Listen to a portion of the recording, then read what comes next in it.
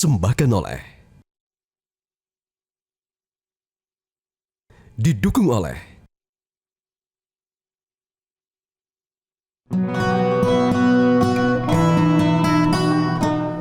Terima kasih Anda masih menyaksikan Kasana Islam Metro TV. Pemirsa, kita kembali berbincang dengan guru kita, Profesor Kiai Haji Nasaruddin Umar. Prof, kenapa kita harus membayar zakat fitrah sebelum melaksanakan sholat Idul Fitri? Iya, semua kewajiban itu harus ditunaikan. Sholat itu wajib, maka kita harus sholat. Zakat itu wajib, maka kita harus menunaikan zakat. Dan zakat fitrah itu memang syaratnya seperti itu, harus ditunaikan sebelum khatib turun dari mimbar untuk pembacaan khutbah Idul Fitri-nya itu. Nah, inilah yang disebut dengan bantuan karbohidrat, ya kan. Bandingkan nanti dengan Idul Fitri, Idul Adha, itu nanti bantuan kita kepada sesama itu dalam bentuk protein. Jadi hewan kan berkaki 4 itu nanti kita akan kontribusikan kepada saudara kita yang belum pernah makan atau yang susah mendapatkan protein. Daging kan sekarang mahal, sementara itu tubuh kita membutuhkan protein hewani juga, ya kan. Jadi apa artinya ini semuanya, ya? Idul Fitri itu adalah hari raya karbohidrat, makanan pokok dalam bentuk beras, nasi, ya. Dan Idul Adha itu bantuan dalam bentuk protein, ya kan. Protein dan karbohidrat itu dua hal yang membentuk tubuh yang sehat. Al-aqlu salim fil jismi salim. Pikiran yang sehat itu terletak di dalam tubuh yang sehat. Supaya tubuh kita itu sehat, maka kebutuhan asupan protein dan karbohidrat itu harus seimbang. Filosofinya seperti itu. Nah, jadi Idul Adha itu punya persamaan tapi juga punya perbedaan yang saling melengkapi satu sama lain dengan Idul Fitri yang kita lakukan. Jadi harus dibayarkan sebelum sholat Id. Tapi apakah ada dimensi sosial, Prof, sebenarnya makna dari zakat fitrah itu? Tidak boleh ada orang miskin. Tidak ada orang kelaparan pada hari raya Idul Fitri itu. Maka itu diharapkan semua orang kenyang pada saat Idul Fitri itu.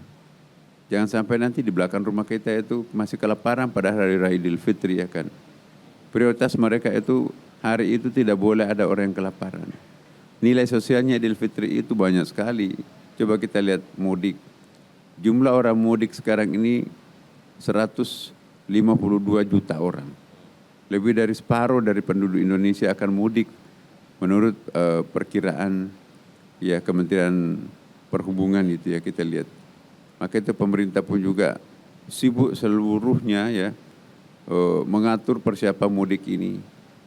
Apakah itu mengenai kendaraan darat berupa mobil, ya, kereta api, laut dalam bentuk kapal, dan udara bentuk pesawat, ya kan. Diperkirakan inilah mudik paling besar di dunia, ya. Tidak ada orang yang melakukan mobilisasi mudik seperti Indonesia. Maka itu dikerahkan bagaimana supaya masjid-masjid di pinggir jalan itu menjadi posko-posko musafir, ya. Dan juga sekaligus kita menghimbau kepada seluruh pengelola masjid di pinggir jalan itu juga membukakan pintu bagi saudara-saudara kita yang mungkin kelelahan, mungkin toiletnya perlu dibersihkan, dan juga mungkin ya syukur-syukur kalau ada bakti sosialnya masyarakat setempat itu.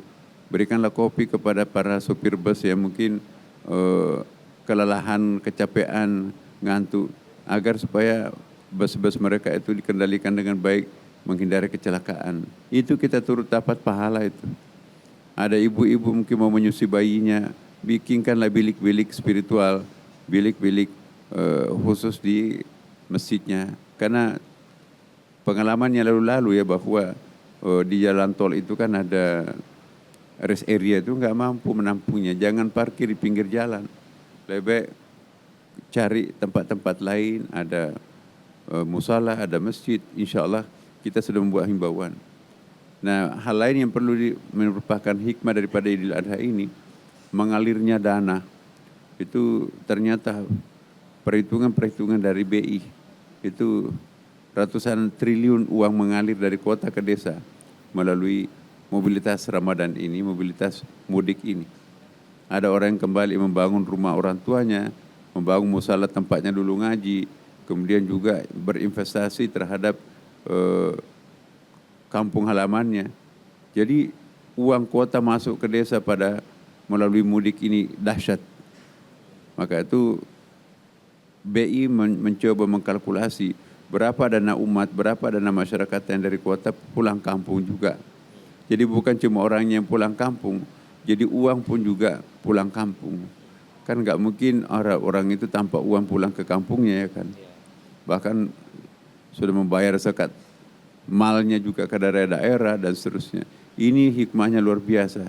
Di kampung-kampung tiba-tiba muncul pasar mendadak ya kan. Pasar tumpala dan sebagainya. Kenapa? Karena uang kuota itu mau membelanjakan uangnya di desa. Mereka akan beli makanan, beli keunikan-keunikan desanya itu ya.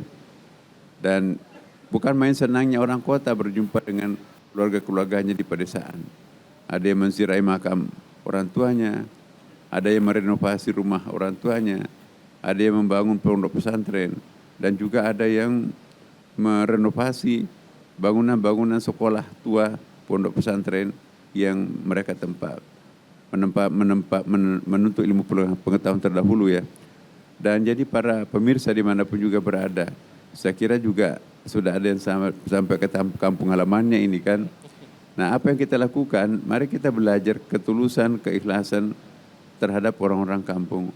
Orang kampung itu kalau kita ziarahi rumahnya berbunga-bunga hatinya. Alhamdulillah semuanya, pohon kelapanya dipanjatkan untuk kasih air kelapa. Ya, kemudian juga ubi singkongnya itu dicabut untuk diberikan dimakan bersama dengan tamunya yang dari kota. Belum lagi dipotongkan ayam. Pokoknya namanya di kampung itu jarang makan ayam tuh ya, nanti lebaran baru makan ayam. Kalau di kota kan kita setiap hari makan ayam kan. Jadi itu satu ciri masyarakat pedesaan. Apapun yang ada pada dirinya itu akan ditumpahkan demi untuk memberikan hiburan terhadap tamunya. Walaupun nanti kalau dibalik giliran orang desa pergi ke kota, aduh kapan pulang tuh. Jadi ini bedanya situasi kebatinan orang kampung. Orang kampung senang sekali menerima tamu, tapi ada kecenderungan orang kota itu malas menerima tamu itu. Kenapa? Karena mereka pada sibuk. Nah, jadi saya mohon mari kita mencuci pikiran, mencuci otak kita dengan melihat ketulusan yang tumbuh di pedesaan. Orang yang tidak pernah mudik, jangan sampai nanti itu batinnya kering. Belajarlah kearifan, belajarlah keikhlasan, ketulusan terhadap masyarakat pedesaan atau masyarakat kampung. Toleransi, gotong royong, benar-benar luar biasa. Ini penampilan-penampilan orang-orang yang tidak terkontaminasi pikirannya oleh polusi pemikiran kota. Setiap hari hanya bergaul dengan keluarga terbatas, ya, melihat pemandangan hijaunya pohon-pohon, indahnya pantai, nelayan dan seterusnya. Mereka bersahabat dengan alam. Nah, masyarakat perkotaan kadang-kadang cuek dengan alam, kalau perlu kita eksploitasi alam melampaui daya dukungnya, sehingga spirit cinta alamnya itu kurang. Kenapa? Karena di pikirannya penuh dengan uang melulu. Tidak peduli apakah lingkungan itu sehat atau rusak. Nah, masyarakat pedesaan sudah terbiasa hidup berdampingan dan bersahabat dengan alam. Maka dengan demikian, siapa yang rajin bersahabat dengan alam, maka hatinya, pikirannya akan bersih. Mereka juga tidak sabar untuk bertakbir, Prof, kalau sudah sampai kampung halaman. Nah, diriwayatkan Rasulullah SAW ini mengumandangkan takbir sejak malam terakhir Ramadan hingga 1 Syawal ya. Termasuk ada firman Allah di surat Al-Baqarah ayat 185, artinya dan sempurnakanlah bilangan Ramadan dan bertakbirlah kalian kepada Allah. Apa sebenarnya makna di balik perintah takbir ini, Prof? Ya, ada takbir, ada tahmid, ada tasbih, ada tahlil. Itu yang disunatkan untuk kita ungkapkan kan. Allahu Akbar, Allahu Akbar. Kalau kita sudah menyadari kebesaran Allah, kita enggak mungkin sombong, enggak mungkin angkuh, kita enggak mungkin memandang enteng orang lain. Ya. Tidak mungkin kita mendemonstrasikan kemewahan kita kalau kita menghayati lafaz Allahu Akbar, Allah Maha segalanya, Maha besar ya kan. Ya. Kemudian apa yang dimaksud dengan tasbih? Tasbih itu sebetulnya mensucikan Allah, atau bahasa agamanya itu tanzih. Tanzih itu mensucikan pikiran kita. Ada 2 macam pensucian diri. ya, tanzih tasbih, tanzih subuhi, mensucikan bahwa Allah itu tidak ada kekurangannya. Allah Maha baik ya. Ya. Tapi ada lagi lebih baik lagi. Enggak, tidak mungkin kita melukiskan kebaikannya Allah. Sebagus apapun kita melukiskan kebaikannya Allah, itu pun juga lebih bersih dari itu. Itu yang disebut dengan tanzih kudusi. Jadi contohnya begini. Ya. Allah kok diskriminatif ya. Saya sudah puasa sebulan penuh, salat tahajud, tapi jodohnya belum datang. Malah tambah miskin. Tetangga saya enggak puasa, jodohnya datang dan juga tambah kaya. Bagaimana sih Allah? Meragukan kebaikan Allah itu yang harus dihilangkan dalam pikiran kita. Pembersihan dari pikiran-pikiran salah seperti ini disebut dengan tanzih subuhi. Ada lagi tanzih kudusi. Enggak kok, Allah itu maha baik. Hanya karena kita enggak tahu apa hikmahnya di balik musibah yang menimpa. Hanya kita enggak tahu hikmahnya kenapa kita belum diberikan kekayaan. Pasti Allah akan punya sesuatu yang nilai yang baik nanti akan diberikan kepada kita. Itu pun juga harus dibersihkan. Subhanallahi amma yasifun. Maha suci Allah terhadap apa yang kalian sifatkan. Artinya kita itu hanya cangkir, sedangkan Allah itu samudra. Apakah sebuah cangkir mampu menampung satu samudra? Sebaik apapun definisi kita hanya tetap seperti cangkir, tapi tidak bisa seperti jumlahnya lautan itu. Maka itulah yang disebut dengan tanzih kudusi. Luas maknanya tasbih itu. Kemudian apa itu tahmid? Memuji Allah. Alhamdulillah. Memuji itu artinya apa? Memuji itu apa yang ada dalam hati begitu baik, diungkapkan ke dalam mulut dengan begitu baiknya. Kalau lain di hati, lain di mulut. Ya, misalnya hatinya jelek sekali, tapi mulutnya manis, itu namanya tamaddah. Tapi kalau hatinya baik, yang keluar dari mulutnya juga bagus, itu namanya tahmid. Ya, alhamdulillah. Kita memuji Allah kan, sebaik apapun hati kita itu pun juga kita ungkapkan kebaikan Allah. Nanti kalau di atas tahmid itu ada namanya syukur. Bukan hanya mengucapkan alhamdulillah, tapi kita berbagi kelebihan terhadap orang yang berkekurangan. Ya, misalnya Arinda dipromosi jabatan. Teman-teman, nanti malam saya akan traktir karena berkat kerjasama kita maka saya dipromosikan. Itu baru bersyukur.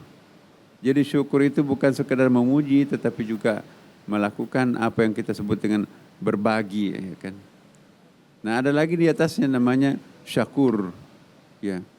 Dia mensyukuri bukan hanya pada saat mendapatkan kenikmatan, tapi apapun yang datang dari Allah disyukuri. Apakah itu musibah, apakah itu kenikmatan, dua-duanya disyukuri karena semuanya berasal dari Yang Maha Baik. Tidak mungkin ada sesuatu yang buruk yang bersumber dari Yang Maha Buruk, yang bersumber dari Yang Maha Baik. Jadi Allah Maha Baik, otomatis apapun, seburuk apapun, maka itu pasti baik. Hanya kita enggak tahu memahami di balik musibah ini apa. Seandainya orang tahu apa arti di balik musibah, jangan-jangan orang itu berdoa, ya Allah datangkanlah musibah buat kami. Satu hari kita dilanda penyakit demam, Allah mengampuni kita selama 1 tahun. Jangan-jangan doa kita, ya Allah panjangkanlah demamku selama 10 hari, supaya 10 tahun masa lampauku digulung dosanya oleh Allah.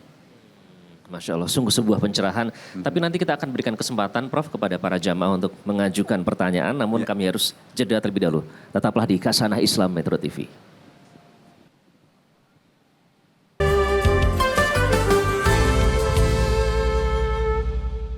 Dipersembahkan oleh, didukung oleh jelajahi cara baru mendapatkan informasi. Download Metro TV Extend sekarang.